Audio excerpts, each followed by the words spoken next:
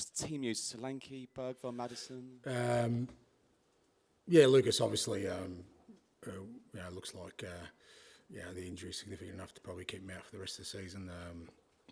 He just tweaked the ligaments in his ankle, and so he's out.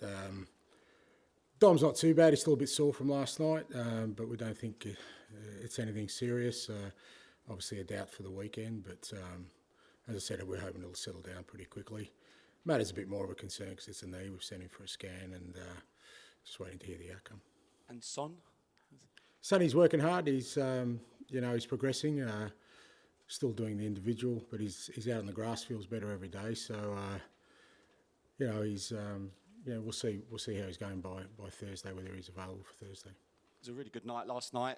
What was the general feeling within the squad? I know obviously conceding that goal, but what was the overall mood in the dressing room? Yeah, I think the lads were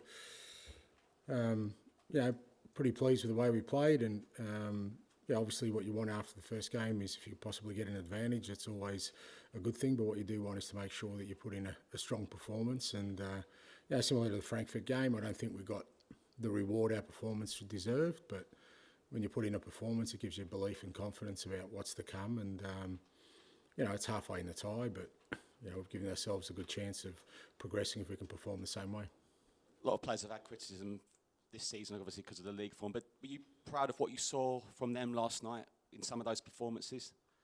Yeah, I think all the way through Europe, I think we've hit some really good levels and played some really good football and faced some difficult challenges and overcome them in a real kind of composed manner. And I was super proud. Obviously, it was a difficult day for us last week on the weekend, and you never want to sort of dismiss those experiences. You need to learn from them. They need to make you sort of angry and disappointed, and we certainly were after the Liverpool game. And I didn't sort of let the players off the hook with that, but at the same time we had to refocus pretty quickly in what was a really important game last night. And like I said, I was really pleased with the players' mentality, which has been really strong all the way through the European campaign.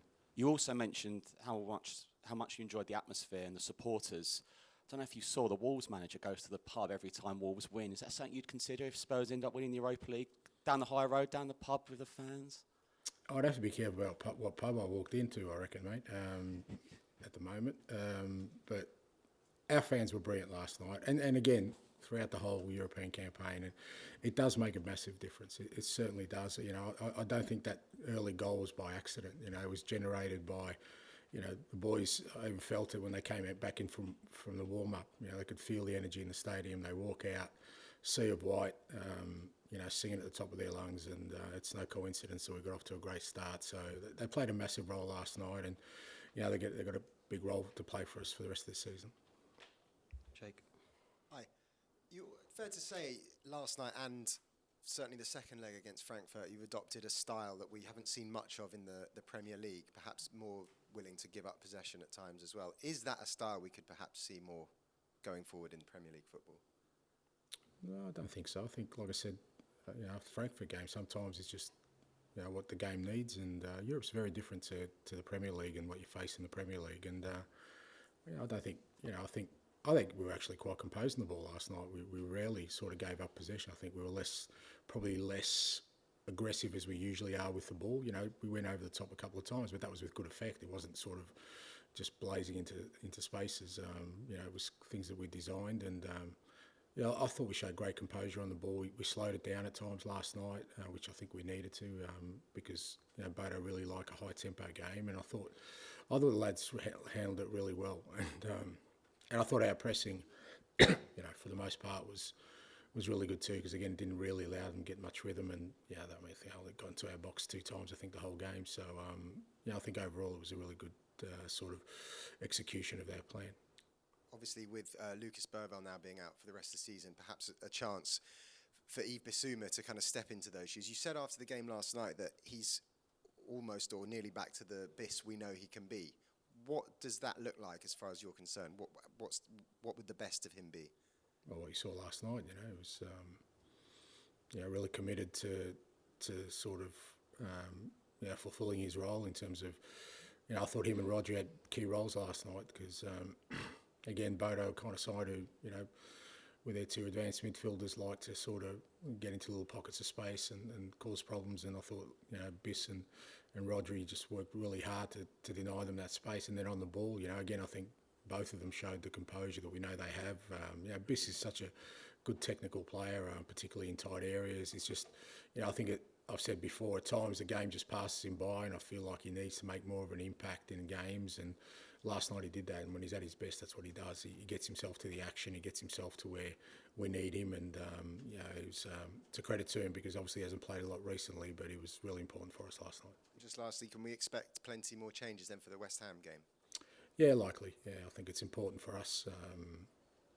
Because of we're all, obviously it's a quick turnaround, and we've had our issues this year. We continue to have issues because it's just the way our season's going, and at the same time, it just goes to show you how important it is that the players who are playing are ready to go. Like you said with Biss last night, so we'll make changes to make sure that we put in a strong performance. We want to put in a strong performance. We're disappointed with last week, but also. Give some players a rest, but also get some players up to speed because who knows who we're going to need for next Thursday night. You've been so unfortunate with innocuous training ground injuries this season. I mean, what exactly happened with Lucas? Was it just an awkward turn or a tackle? Yeah, just something you see all the time. That wasn't a tackle. He was on his own. He just went to turn and just his ankle gave way. So it's just one of those things. Similarly to Dom and a couple of others we've had a training were just things that happen. And obviously, he's a teenager, a potential final on the cards European. What do you say to someone so young that clearly must have been absolutely crushed by it? Yeah, hugely disappointed. Well, there's not much you can say except for, I think every experience in life and in football, makes you stronger, makes you appreciate what you have. And he's got an unbelievable career ahead of him for sure. But I say to the guys all the time, we've got to take what's before us now because we can all assume that it might happen next year or the year after, but you just don't know. That's sometimes life works in mysterious ways, and it's denied Lucas the opportunity to play in a big game last night. He's been a massive contributor to us, but I've got no doubt he'll come back stronger from that. And like I said, it's sometimes we look at footballers and their careers and we think they've got it all good, but every player has to go through setbacks at different times for different reasons, and it's all part of what makes them stronger and allows them to grow, and I'm sure it will with Lucas. Before about Pedro Porro's fitness, but his quality on the ball. I mean, the ability, the diagonal balls, the crosses. What's it like to have kind of almost like a playmaker as your right back? Really? Yeah, I think really important, and it's something we're kind of continually working on to get him on the ball in more sort of key areas, and also work on his positioning a little bit as well. And he has such quality on, with his ability to hit the longer pass, but also the quality of his crosses. Every time he puts the ball in the box, whether that's a set piece or just a cross in general, it causes opposition's problems. And he's been, he's like I said, he's played more than anyone else this year. He's been unbelievable for us. Not just in his durability, but which has been important because with so many players going down, we've needed at least a few to be durable like he has, but also the quality show. George. Hi, Ange. You've obviously made a lot of changes in the Premier League around these European games, and you've not got the results in the Premier League, but you have got the results in Europe. You kind of feel a sense that even though it's not working in the Premier League, this is working to get the club to the goal it wants. Look, I just don't think we had any other choice. I just don't, like I said, we can try and protect players, but it's just the way our season's gone. And even in recent times, I think we've managed the squad really well. Where all our players are in good physical conditions. The injuries we've had recently are all, stuff that you just can't, out of your control. And I think, we can't, put players at risk in the league when we know what's the importance of what we have in front of us in terms of the Europa League, and like I said, balancing that off with guys having to get game time as well. So there's no doubt it's when you're making 7, 8, 9 changes that I make, that has an effect on the team in the Premier League for sure, because you're usually playing against teams that are rested, that are settled, and it's a massive ask. But I think it's been necessary. It's painful, unfortunately, but hopefully we get to reap the rewards of that. And Archie Gray played last week at Anfield, obviously a tough afternoon for him. How has he kind of reacted this week, and how much will he learn from that type of experience? Yeah, look, he'll learn enormously. And again, that's another example of, no career is linear.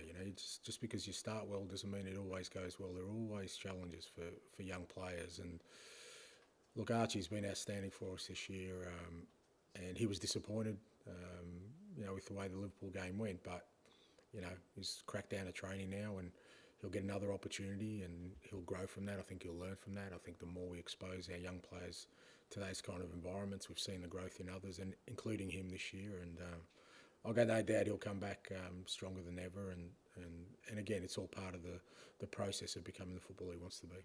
And just finally, with next week's second legs, obviously on an artificial surface, I remember with Tamworth, you trained the day before, I think, on your own dome.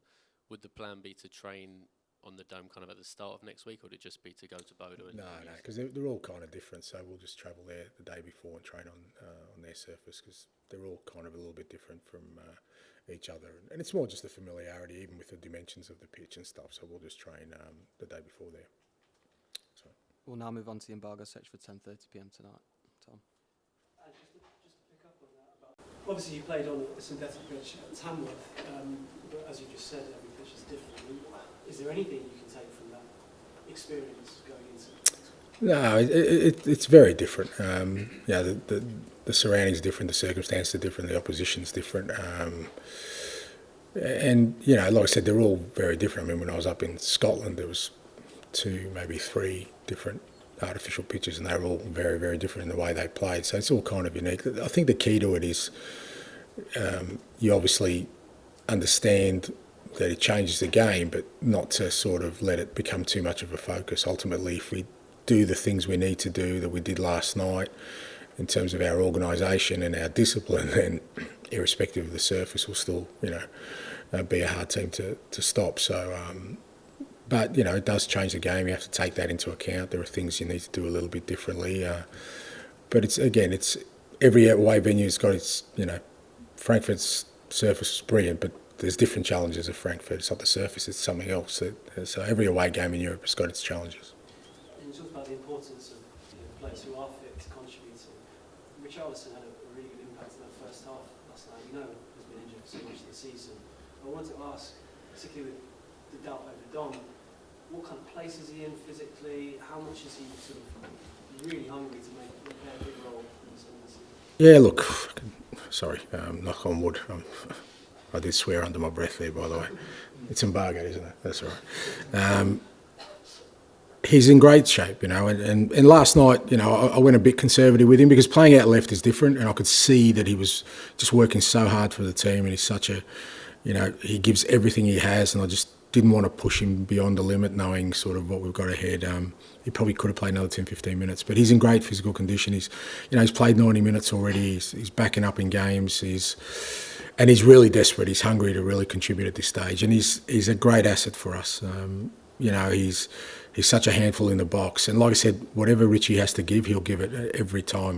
Whether it's 5 minutes, whether it's 90 minutes, he will give every little bit of himself. And obviously Dom's a really important player for us. We saw that last night.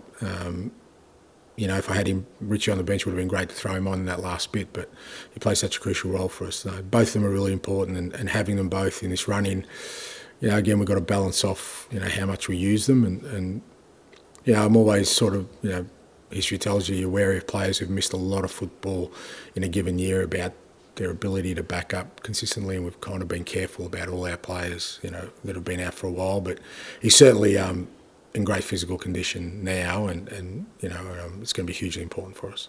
And just lastly, this might be the media cutting off its nose to spite its face with stories and where it comes from, but you have mentioned the league before, and yesterday with Lucas's injury, it was flying around social media beforehand, before it was revealed later. Just where are you at when it comes to this whole thing? Look, I've said before, I think it's not helpful. It's not helpful to our club, not for any other reason, but it's information you give to opposition, it's information that they can use against you. So, but we live in a world where those kind of things have gone out the window. You guys live it every day. People just want to be the first, so whether it's credible information or not, they just want to be the first out there. They just get it out there, and they feel like they've achieved something, even if it's totally off base or totally wrong. Like I said, I used to be I used to love your profession. I did. I used to, because I was an avid reader, voracious reader, and I used to love that people would double check and triple check their sources before they actually committed to something. And unfortunately, that world doesn't exist anymore. And it's not necessarily journalists, because it's just anybody now. You know, they can literally just say whatever they like, and pretty much, you know, even if it's wildly wrong, no one will pull them up for it, and they'll do it the next day. So it's not helpful. And like I said, some of it's just to protect the players themselves, because you can imagine, like, Lucas was devastated. You know, he didn't want to deal with it, and we didn't want to make it public. As much not about the opposition, but just to give him the time to sort of process it, because he's a young man who's, you know, he'd had such a high in the week. You know, he'd signed a new deal. He's playing well. His whole family was out here looking forward to the game. You know, we wanted to protect him more than anything else. But like I said, those kind of, I guess, levels of decency and respect don't exist anymore. Dom. And it's felt like for a succession of sort of Thursdays now, people have been talking about how your season comes down to a single game, and you know, home legs and away legs, because of how little has been left to play for with regards to the Premier League. Yeah. Can I just ask what that experience has been like for you and for your team? Look, I think we've kind of understood that's the space we're in now for a little while, and I think if you look at the players, you know, performances, I think if it was affecting them, I think you would have seen that in the big games. I think they've performed really well in Europe, even though obviously our league form has been nowhere near where it should be, and there's obviously a narrative around that and kind of how we're going. And so, but I think the players have been really good at sort of making sure that this opportunity that exists, like I said, we could have been having a great season and, you know, be, I don't know, third or fourth in the table, whatever, but the opportunity is the same. Whether you're third or fourth of the table, or 15th or 16th, it's still the semi-final of a Europa League. And you still, you know, this club has experienced so much in the last, 15 years and longer in Europe, where they know they don't come around often. So you want to take it. You know, what's happening in your season almost becomes irrelevant when the opportunity presents itself. And it's an opportunity this group of players has earned. You know, they've been outstanding throughout the campaign, even though we've had injuries. We've had some young guys who've had to carry us through at different times. And that's where the focus has been, on making sure that we give ourselves the best opportunity to take, what's before us, and not let it slip by because of, people's perceptions of, what our season's been like.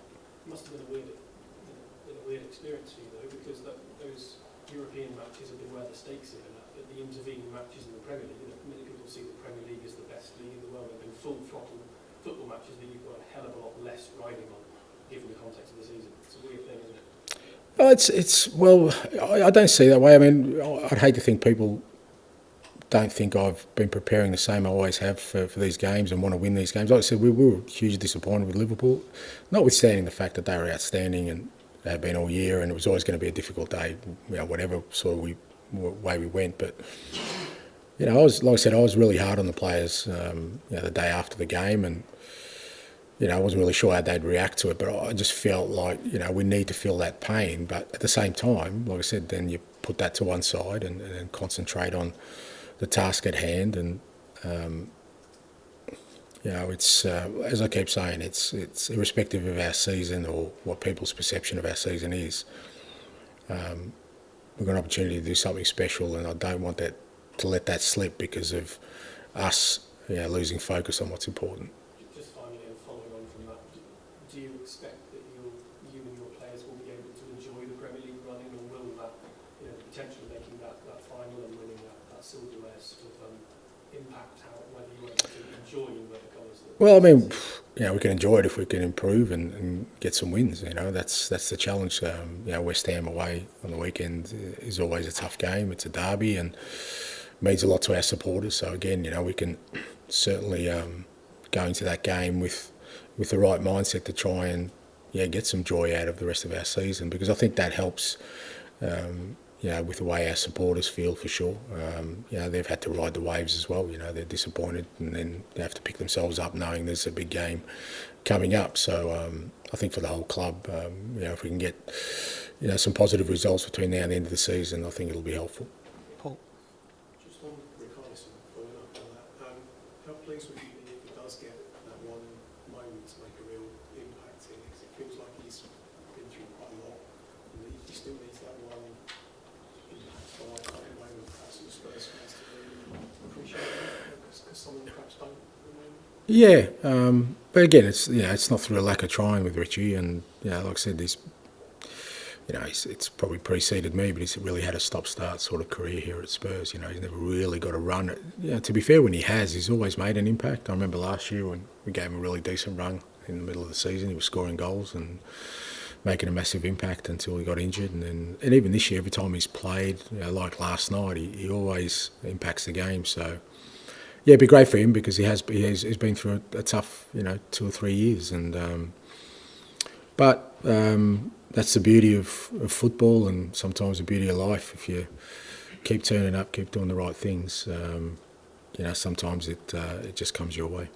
And you said you were pretty angry with them after the Liverpool game. Do you think they listened to you in those situations? Do you tend to have people in the squad who give a little bit back? Is that what you like to have? What do you reckon, mate? What do you think?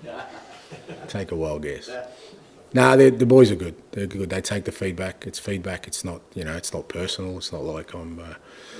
But as I said, it's a pretty young group in many respects, and I'd hate to think we get used to, not performing at the level we need to. Like I said, Liverpool were outstanding. We could have played the best that we can and still not come away with a win. But it was just a few things within that I just. Didn't feel we handled really well, and I want them to grow, and I don't think, there's growth unless you're honest with people, and I try always to be honest with the group, and, there's always the danger, especially when we've got such a big game, that, you might get some noses out of joint, and that's not the right way to prepare, but I'm confident with this group that, they're really bought into what we're doing, and, they have belief in, whatever I tell them, whether it's, positive or otherwise feedback, that it's for the right reasons. It's, like I said, it's never personal, and they're pretty good on taking it on board.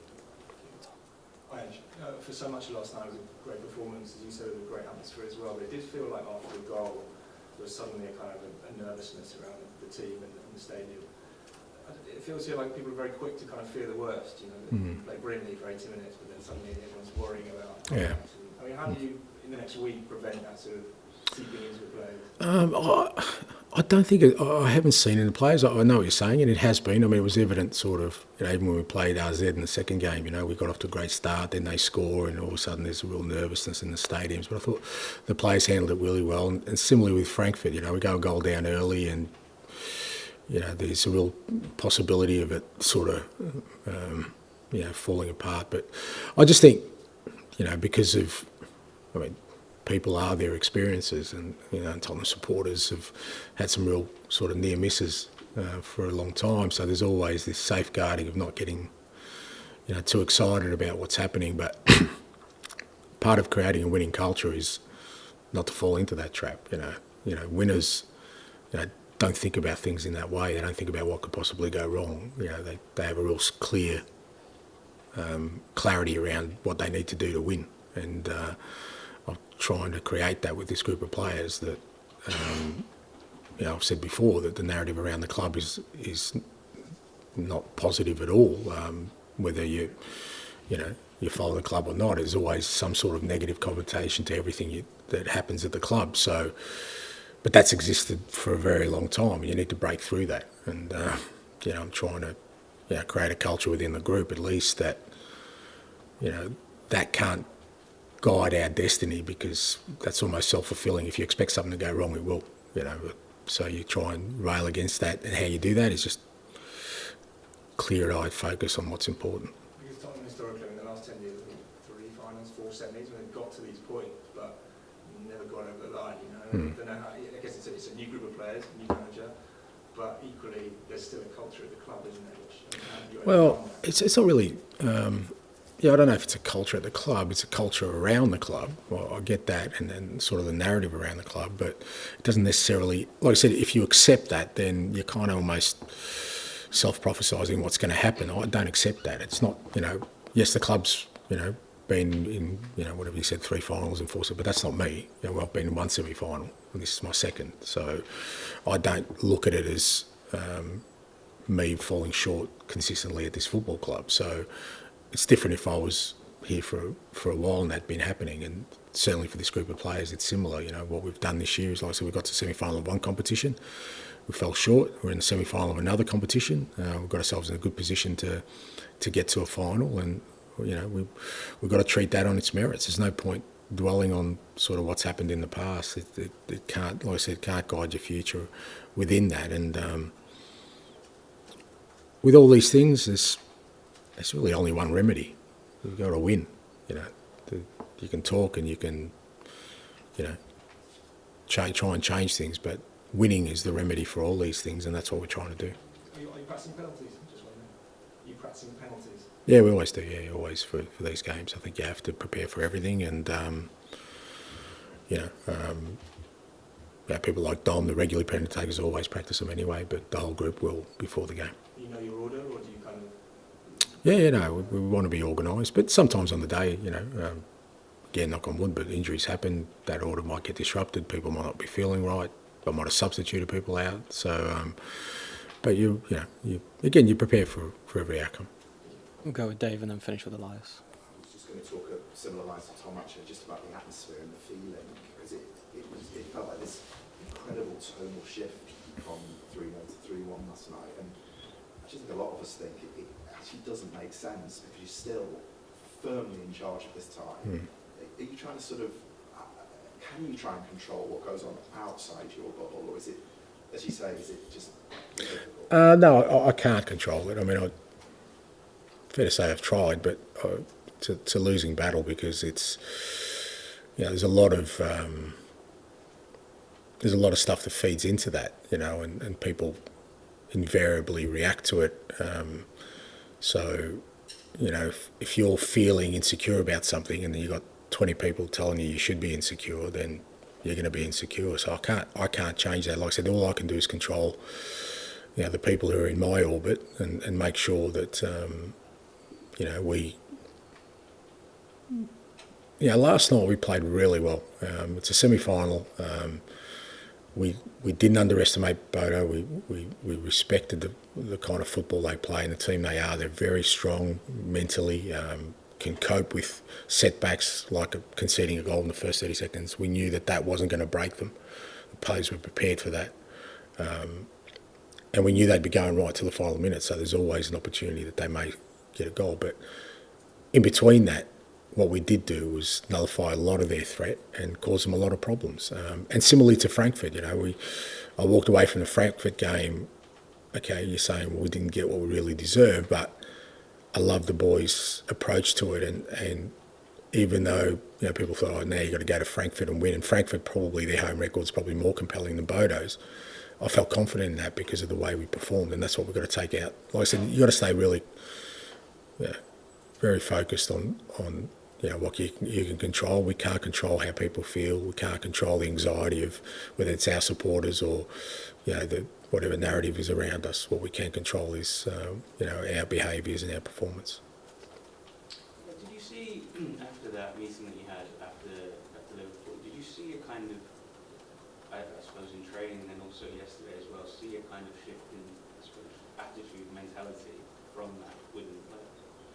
No, not really. It wasn't the purpose of it. It was because, you know, we'd done that before. You know, I think before the Frankfurt games, even before the RZ game, our performances in the league weren't great. So I knew the players would shift, you know, their mentality quickly. It was just about, I didn't want to ignore it either, because I just think it's important for our growth that we don't accept, you know, when we don't perform at the levels we need to, because that's, you know, we want to grow as a team. We want our young players and all our players to develop, and part of developing a winning culture is that when you don't perform at the levels that, you know, are required, that you understand, you know, that there's repercussions to that. So it wasn't about me using it as a way to get a reaction, because I knew the players would be ready for last night. And look, a few of them didn't even play against Liverpool, so it wasn't like, you know, I knew we'd get the energy we needed. You know, when you got guys like Romero and Bentancur and Mickey van der Ven and, you know, Pedro and all these other guys who didn't play against Liverpool, there was no issue for me about what we'd get. It wasn't about getting a reaction. It was just about, like I said, not letting a moment of learning slip just because we had a big game coming up. In